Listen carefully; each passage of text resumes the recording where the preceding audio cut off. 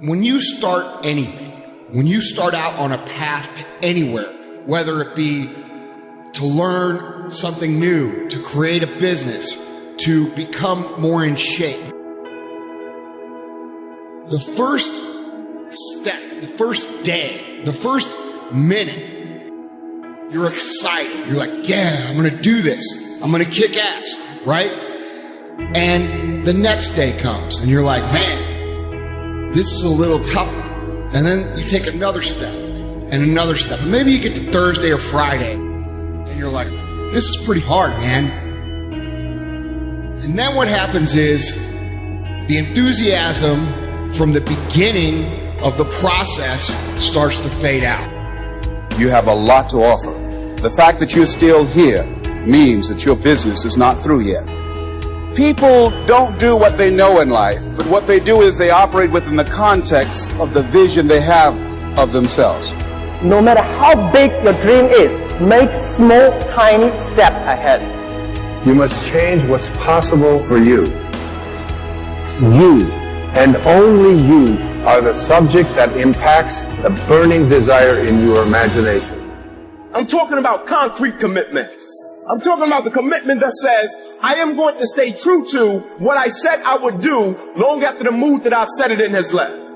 Because I think we all know in this room, character is not something that we inherit. Character is something we got to wake up every single day. We got to fight and we got to build it. Never, ever, ever give up. You can't let them get you down. You can't let the critics and the naysayers get in the way of your dreams. So you've got to ask yourself, what's your why? What motivates you? What pushes you? What drives you? And if that thing is eternal, if nobody has to call you, if nobody has to prod you, if nobody has to reward you, if you are self-motivated and self-regulated, you can have it, you can be it, you can do it. It's necessary you take responsibility for it, that you make it happen, that you don't give up, that you don't take any objection or disappointment or defeats personally, that you keep on keeping on, that you don't decide that I can't make it because you can't see the light at the end of the tunnel. You cannot give up because it ain't what you see. You cannot give up. When you get to the point where enough is enough, when you get to the point where it hurt real bad, when you get to the point you can't take it no more, when you get to that point, doors start opening, opportunities start happening. But what you cannot do is you cannot quit doing the process. The earlier you get in the game and get on track, the better life you're going to have. It's you. You got to make that happen. The first step before anybody else in the world believes it is you have to believe it. There's no reason to have a plan B because it distracts from plan A. I want to represent an idea. I want to represent possibilities. I want to represent the idea that you really can make what you want. One of my favorite books is The Alchemist. Paulo Coelho, and I just believe that. I believe that I can create whatever I want to create. Pain is not your enemy, pain is your servant. And pain is telling you that there's a problem here and you need to get it fixed. You need to drag it out of the dark and you need to deal with this, and you have to decide enough is enough. It's time for a new direction. It's time to say, that's it. Turn to somebody and say, that's it. Make a choice. Like, you just decide what it's going to be, who you're going to be, how you're going to do it. Just decide. And then from that point, the universe is going to get out your way.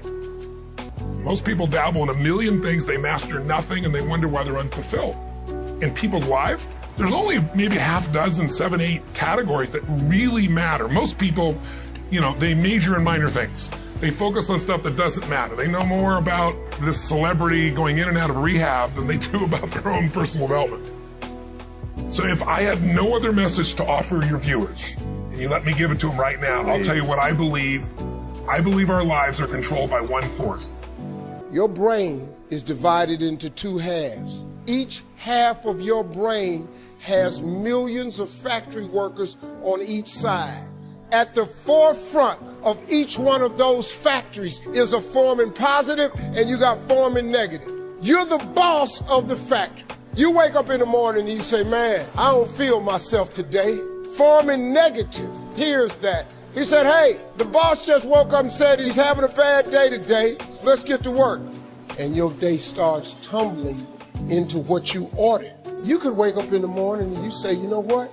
Today is going to be a great day today. Man, thank you, Lord, for waking me up this morning.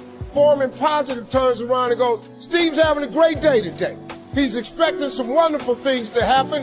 And man, let's get it going. And they start manufacturing thoughts. You have got to change the way you think. It is the whole determining factor of where you go in life. This is the truth, is that so many of us say that we want to change, but many of us are unwilling to pay the price to change. And really, all of change comes from not focusing on what you can't control. It comes from focusing on what you can control. All of change has a price tag attached to it. That today, each and every one of us, we have to count the cost. Do we actually want to change? Are we willing to pay the price for change? Winter comes after fall. Night comes after day. Difficulty follows opportunity. Recession always comes after expansion. It's been the rhythm of life for the last 6,000 years of recorded history. So the winters are going to come. The winter of sickness, the winter of disappointment, the winter of devastation, social winters, economic winters, personal winters when your heart is smashed in 1,000 pieces and the nights are unusually long. It's simply called wintertime. But the winters are inevitable. So it has been for the last 6,500 years recorded history. You say, well, Mr. Rohn, what can I do about the winters of life? The most important decision you can make above any on the face of the earth is deciding that no matter what happens in your life, no matter what happens, you're going to live in a beautiful state. Life is short. We don't know how short it's going to be. But if you only had a week to live, I bet you wouldn't allow yourself to suffer over a little crap that makes you crazy normally. I think you would probably spend time with those you love. You would do what you love. You'd take awe in a sunset. You'd smell the air. You would take in everything in those final moments that you possibly do. So my thing is, why wait? Right? Why wait? Why not just decide that if I start to suffer, I know the solution, because suffering is me obsessing about me. You might say, it's not me, I'm worried about my kids because they're not doing well. No, you're worried that you haven't done enough for your kids. It's about you still, right? Yes. You know, you're worried about what was done or what you should have done or what shouldn't have done. And you can end that in an instant by becoming aware of it and saying, I have made the most important decision of all. Right. I'm going to live in a beautiful state. You know, there are many influences on us. One is the influence of the past. Some people are always pulled back by the past. Some people are always pulled aside by the distractions. But here's what's powerful. If you have a list of high purpose in your life, it pulls you toward the future. And the more powerful the purpose is, the stronger it pulls. And here's the other great advantage if you have purpose for the future. It pulls you through all kinds of challenges and all kinds of difficulties. If you don't have these strong purposes for the future, it's easy to get swallowed by a bad day. It's easy to be almost annihilated by a poor month. And it's easy sometimes to almost disappear beneath the waves of a year that goes backwards if you don't have something to pull you beyond that year. So if you want something to pull you through all kinds of challenges, all kinds of difficulties, and things that come at you, you got to have something on out there, beyond today, beyond next week, beyond next month, beyond this year, that pulls you into the future. And the clearer it is, the stronger it pulls. The more dynamic it is, the more it affects your life, your spirit, your heart, your soul. It also creates imagination. It gets your mind working on how to achieve that purpose. And if your mind will work, and if your heart works, and if your spirit works, and if you have good input, like good ideas, I'm telling you, there isn't anything you can't accomplish. until you're willing to plead to make your dream become a reality? The separation of talent and skill is one of the greatest misunderstood concepts for people who are trying to excel, who have dreams, that want to do things. Talent you have naturally. Skill is only developed by hours and hours and hours of beating on your craft.